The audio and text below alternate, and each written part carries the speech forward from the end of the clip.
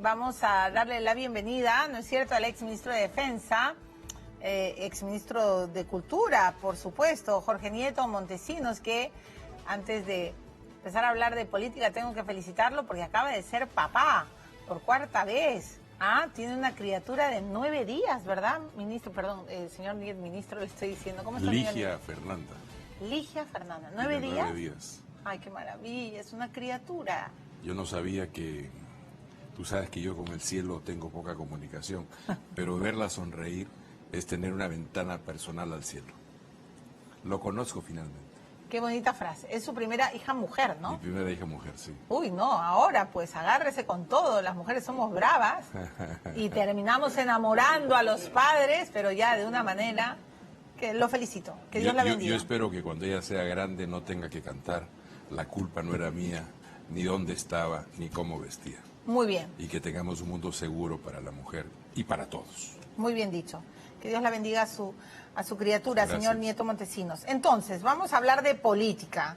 Yo sé que usted quiere ser presidente del Perú, está empezando una larga y, bueno, agitada campaña, lo veo viajar por varios puntos, reunirse con poblaciones vulnerables, pero empecemos por lo macro, ¿no? Estamos cerrando el 2019. ¿Qué piensa de este gobierno, del gobierno presidido por Martín Vizcarra? La noticia, hay varias noticias fundamentales en este año. De hecho, la gran noticia política es la disolución del Congreso, ¿no? Pero post-disolución, ¿cómo ve este gobierno? ¿Encaminado, con rumbo, deteriorado? No sé, usted es su análisis. En las encuestas se ve una aprobación descendente del presidente, todavía significativa, pero también una distancia y una desaprobación del gobierno y de los ministros. Creo que eso es un poco la situación. El presidente, su popularidad menguante, pero todavía importante, está viviendo de las rentas de la disolución del Congreso y de la confrontación con una mayoría parlamentaria que por momentos fue abusiva y prepotente. Pero ahora viene una elección. Y todavía le dura, pero lo que no se ve con fuerza es gestión de gobierno. Lo hemos visto recientemente de un modo dramático y lamentable en el caso de estos 2 muchachos que han muerto en un local de McDonald's, que han muerto por no tener condiciones mínimas de trabajo, y la reacción que ha tenido la ministra y por tanto el gobierno, porque no he visto ninguna frase del presidente o del primer ministro sobre este tema tan importante, ¿cierto?, ha sido esperar los plazos administrativos a ver qué pasa. Pero lo más grave, qué bueno que toque este tema porque debería de estar, todos estamos más que indignados, pero debería de haber una respuesta grave y seria, contundente desde el Ejecutivo. Lo más grave, señor Nieto, es que SUNAFIL ha dicho que se va a demorar un mes en dar, ¿no?, los resultados de su gran pericia, como si estuvieran ingresando a la NASA y tuvieran que dar una teoría, no sé, pues del nuevo agujero que acaban de encontrar en el espacio. Perdónenme, pero ¿cómo se van a demorar un mes para determinar qué rayos pasó en el McDonald's cuando hoy día estamos reportando a través de las noticias de que uno de los testigos dice que él mismo le había dicho a la supervisora que había descarga, que estaba pasando corriente? Todos, y no le hicieron caso? Varios muchachos que trabajaban en ese local habían advertido que ese aparato, esa máquina, ese espacio generaba descargas eléctricas. Algún problema había. Entonces me parece que aquí hay una ausencia del gobierno y no hay un debate suficiente sobre los derechos de los trabajadores, especialmente de los trabajadores y de las muchachas que trabajan jóvenes, porque paralelamente a que ocurren estas muertes dramáticas, que además no son las primeras, sí, veo estadísticas, me parece que el año 2018 han habido 189 muertes por accidentes de trabajo y este año vamos más o menos por la misma cifra. Mientras esto ocurre, está habiendo ya una huelga de 20 días de los trabajadores de Saga Falabella y la prensa no se ha enterado. Quizás porque es un anunciante importante, no lo sé. Pero en todo caso, cuando uno revisa en el Internet, en las redes, lo que vienen diciendo los muchachos, las chicas, las historias que cuentan de su experiencia laboral, uno lo que ve después de leer 15, 20 testimonios es abuso, prepotencia, falta de tratamiento humano con esta gente, que lo que está pidiendo es un salario mejor y mejores condiciones de trabajo. Claro, y no se puede comprender cómo el salario que se pretende incrementar es de 5 soles, ¿no? Que es la oferta de la empresa. O sea, Pero no... adicionalmente a eso, condiciones en las cuales parte de su salario, que ya es excesivo, parte de su salario depende de la voluntad del jefe inmediatamente superior, que a discreción dice si a ti te da el bono y a ti no te doy el bono, lo cual sabemos que es generalmente el capricho de quien arbitra o quien dirige o quien conduce, y que se presta a todo tipo de presiones, incluso las que no nos gustan, que tienen que ver con... O sea, las digamos mujeres. que en materia laboral, lo que usted está observando es una vulneración de los derechos, sobre todo hacia la juventud, porque lamentablemente, señor Nieto Montesinos, en efecto, la huelga que está en las redes de Saga ya lleva 20 días, ¿no es cierto?, con jóvenes protestando. Las denuncias que hay sobre la cadena McDonald's son aberrantes. Yo no entiendo cómo la ministra de Trabajo no se pronuncia, y se supone que tenemos, en nuestro país es joven, ¿no? A la hora de ir a elecciones siempre estamos apelando a la juventud. El voto juvenil es uno de los más importantes. De hecho, es contundente a la hora de elegir a un político. Pero usted tiene esta sensación de que hay una suerte de esclavitud laboral, porque Bueno, no puede ser que trabajen part-time y que no sea part-time, que trabajen 8 horas, que no se les reconozcan beneficios. ¿Dónde está el Ministerio de Trabajo?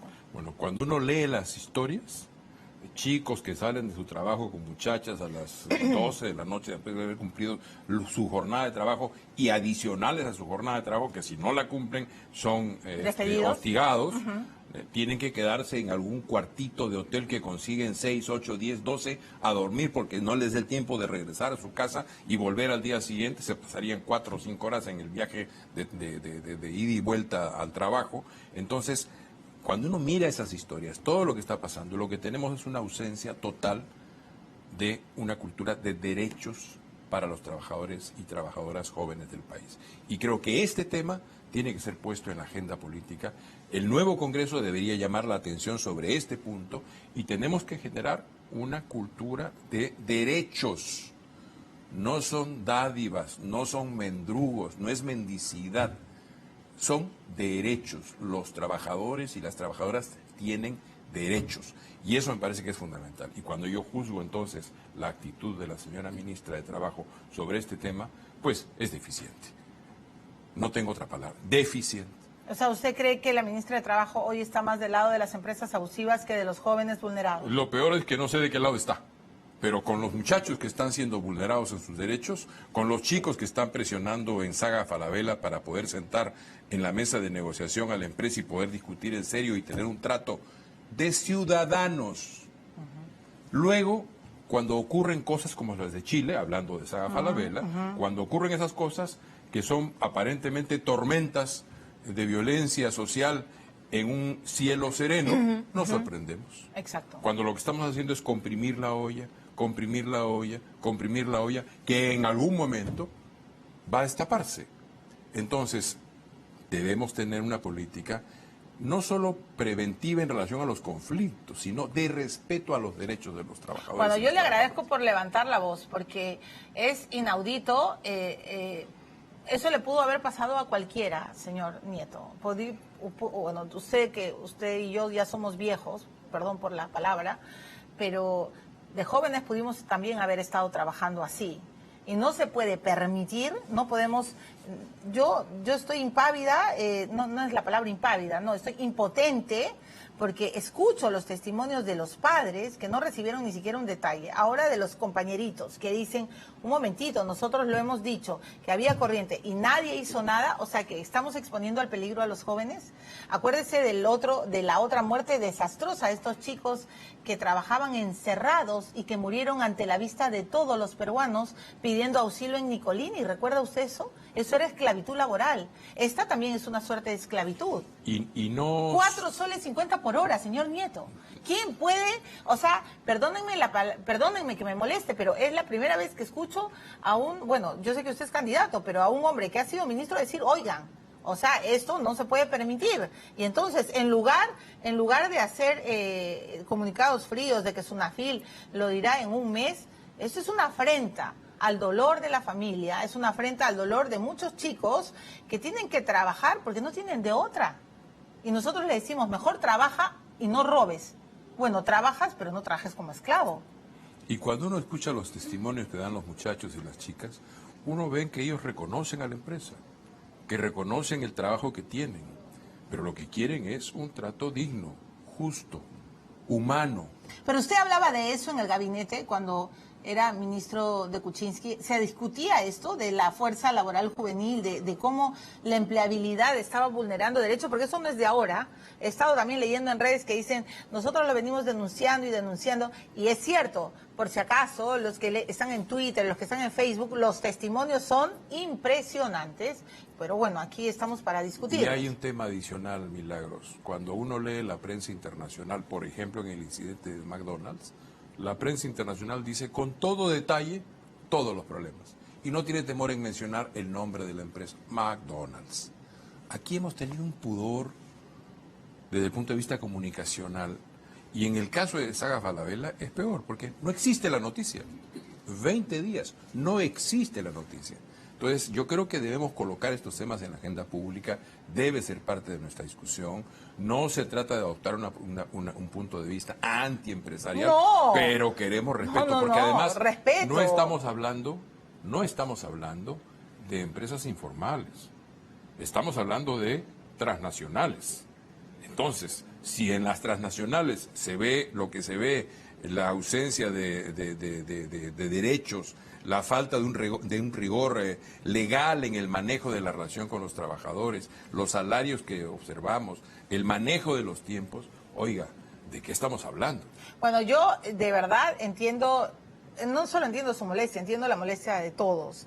Desde el primer día yo dije con todas sus letras, y creo que mencioné McDonald's más de no sé cuántas veces, porque estaba escandalizada, y el periodismo tiene que buscar la precisión. O sea, no es un local de tienda rápida, de comida rápida, no, es McDonald's. Y McDonald's no hubiera permitido eso en Estados Unidos, como lo dije. La matriz, que se supone, hubo un juicio, y usted lo sabrá, muy célebre, cuando una persona se quemó la mano por coger un café, y McDonald's tuvo que pagar una indemnización millonaria a ese cliente que le dijo, oye, ¿cómo me das un café que me quema la mano? ¿No? Por eso ahora hay estos cartoncitos. Bueno, imagínense si este escándalo hubiera pasado en Estados Unidos, si dos jóvenes de McDonald's se hubieran electrocutado en Kentucky, o en, no sé, pues, o en Washington. ¿Qué hubiera pasado? Sunafil de Estados Unidos hubiera dicho, nos vamos a demorar un mes porque estamos dando un examen tan científico que antes no le podemos informar.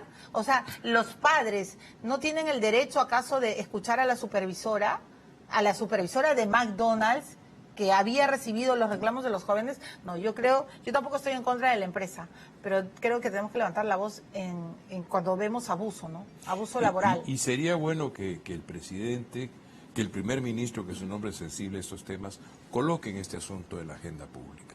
Viene un nuevo congreso, un congreso complementario, que debe tratar estos temas también. Sé que tiene una agenda muy limitada, porque tiene un plazo muy corto de existencia, apenas un año con unos 4 o 5 meses, pero es necesario que algunos temas de esta naturaleza sean colocados en el debate y establezcamos con rigor una regulación sobre estos temas. Tanta formalidad pedimos, señor Nieto, tanto nos quejamos los que pertenecemos al 30% de los que pagamos impuestos, y estamos alentando la formalidad, y mire, la formalidad, o sea, ¿qué puede pensar? ¿Qué podemos?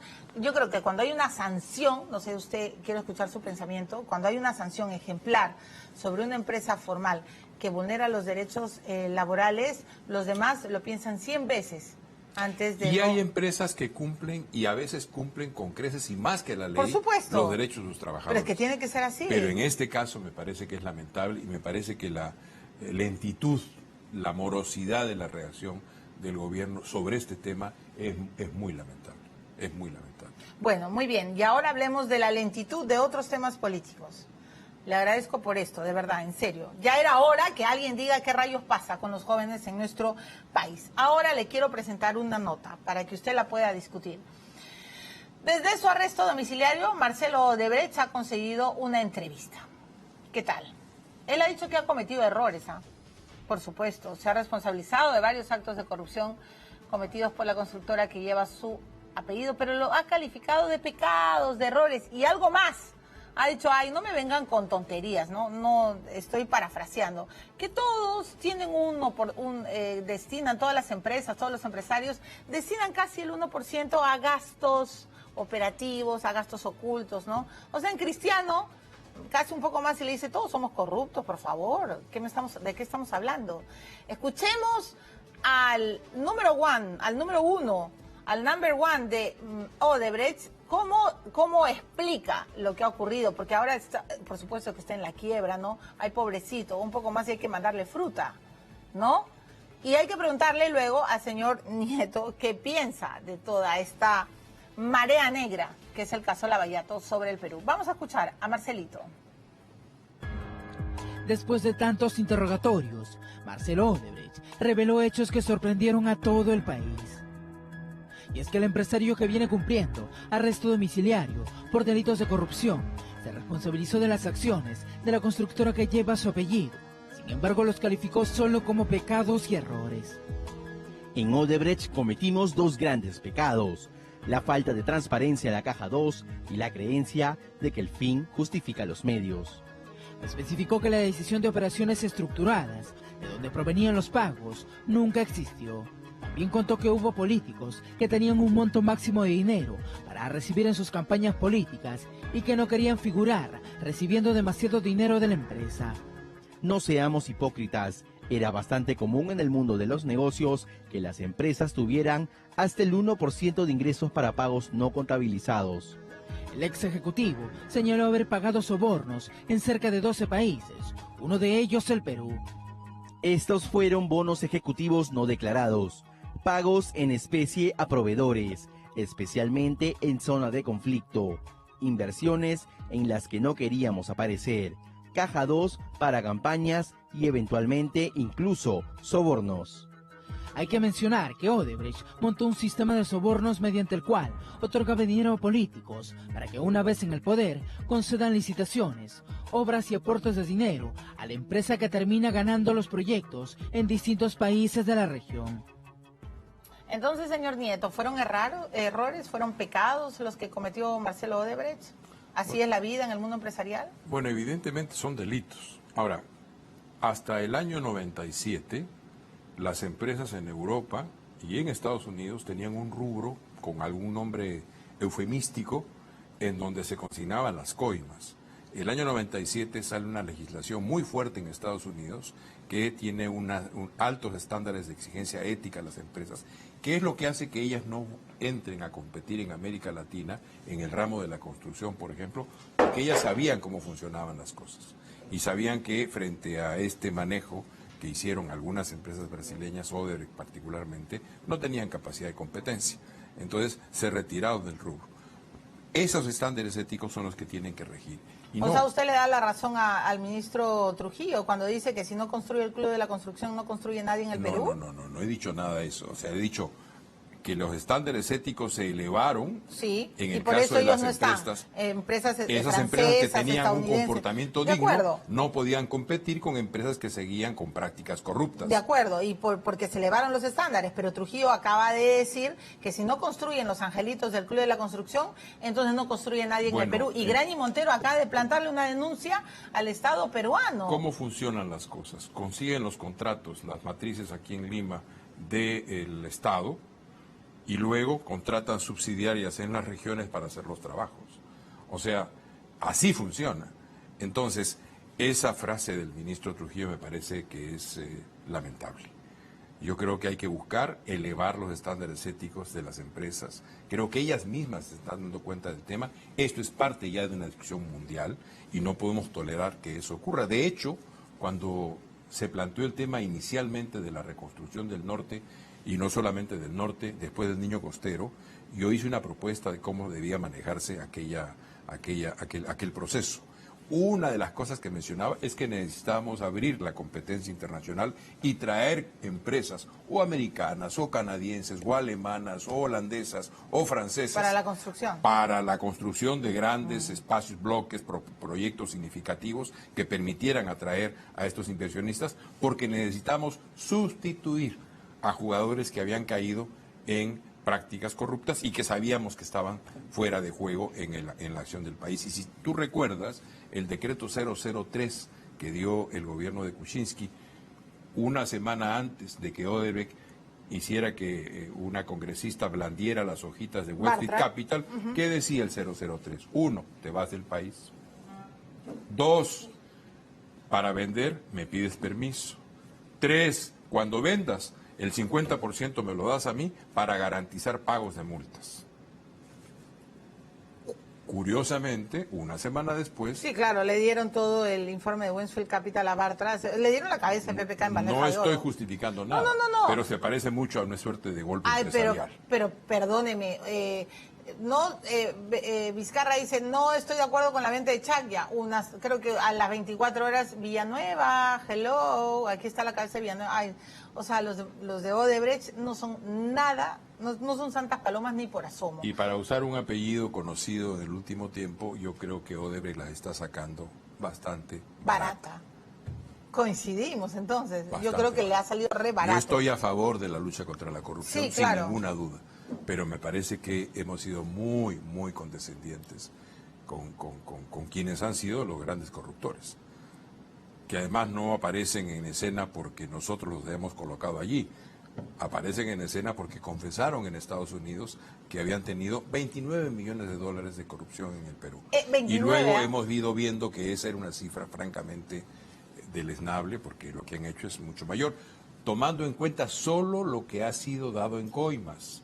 No hemos entrado a hacer un estudio y un balance serio de todo lo que son sobrecostos que se han cobrado en obras que costaban hoy 1.500 millones de dólares y que pasaron a costar en nuevo proyecto 7.000 millones de dólares. Está hablando del gasoducto, donde Entonces, incluso Barata ha dicho que se reunía con Nadine en la PCM y con otros ministros para tratar de que esto fluyera y que hubo acuerdo encubierto con Graña. Pero bueno, tengo que terminar la entrevista preguntándole por eso, por el panorama judicial de varios políticos. Están en pleno proceso, va a haber una audiencia incluso para ver el impedimento de salida de la señora Heredia. Keiko Fujimori acaba de decir que es el regalo más perverso que ha recibido en su vida, es la audiencia para pedido de prisión preventiva por otros 36 meses después de Navidad, ¿no es cierto? El Poder Judicial está pidiendo la extradición de Lian Karp, ¿no?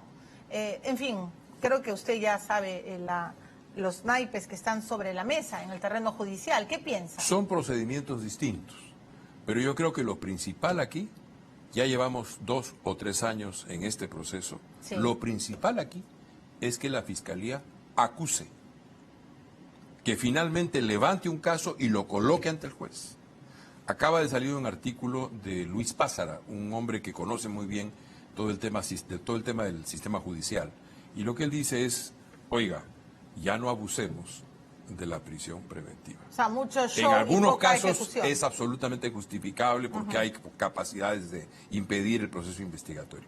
Pero lo principal del trabajo de los fiscales, ¿qué cosa es? Acusar. Es levantar una acusación consistente ante el juez. Yo creo que ya es tiempo de que lo hagan, porque además queremos que los que han cometido delitos sean sancionados con justicia. Entonces me parece que es importante que los fiscales aceleren ¿Keiko Fujimori debería regresar a prisión? No lo sé, no tengo detalles del caso, pero me parece que lo que sí debería hacer es acusada ante el juez y tener un juicio y la sanción que le corresponda. Y lo mismo Nadine, Ollanta, Elian, quien sea. Todos, que sean colocados ante el juez con acusaciones muy bien sustentadas, con todas las pruebas posibles, de modo que se consiga, en el caso de quienes hayan cometido delitos, su sanción absolutamente clara, absolutamente fuerte.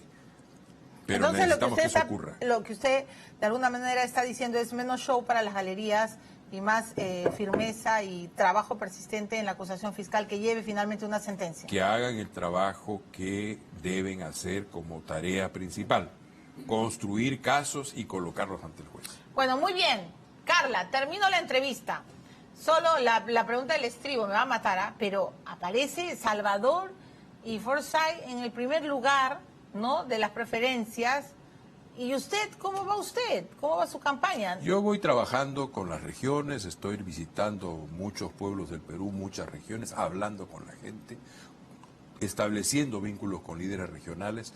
De verdad creo que la élite política debe cambiar. O sea, ¿no ha desistido de sus sueños de llegar a ser presidente? No, mi sueño es construir una oferta de gobierno, construir un partido político en donde los jóvenes, por ejemplo, los que están peleando en Saga Falabella, encuentren un espacio en el cual puedan hacer política para defender sus intereses. Y yo sigo en eso, y me parece muy bien que gente joven como Salvador, más joven aún como Forsyth, que quieren tener una presencia, un liderazgo político en el país, estén en ese pleito. Creo que eso hay que agradecérselo, son poca la gente que se compromete, el país debe cuidar a estos nuevos liderazgos, tienen apenas 3 o 4 años de experiencia política, cuando mucho, quizás menos, pero hay que darles espacio para que se formen, para que en su momento tengan la capacidad de tener un rol protagónico en la política nacional. Hay que cuidar el desarrollo de estos nuevos liderazgos. Bueno, muy bien. Entonces, bienvenido siempre, por supuesto, aquí en ATV. Siempre es un placer verte. Igual, señor Jorge Nieto Montesinos, Muchas que le vaya gracias. muy bien y que celebre esta Navidad pues con Ligia, ¿verdad? Ligia Fernanda. Ay, por Dios santo, una bebita, a mí me enternecen los recién nacidos. Gracias, señor, que tenga unas bonitas Gracias, muy amable. fiestas navideñas y vamos a ver, ¿no? Ojalá, y como ha dicho el ex ministro de Defensa, ex ministro de Cultura también, no ha dicho nada de Petrozzi, no va a decir nada. Se ríe nomás. Bueno, ya, tengo que terminar, si no seguiría con la entrevista, pero sí. Yo sé, pero si yo sigo, Carla me va a matar. No sabe lo que es Carla. Carla me está diciendo milagros, es hora de cerrar, ya, es hora de cerrar.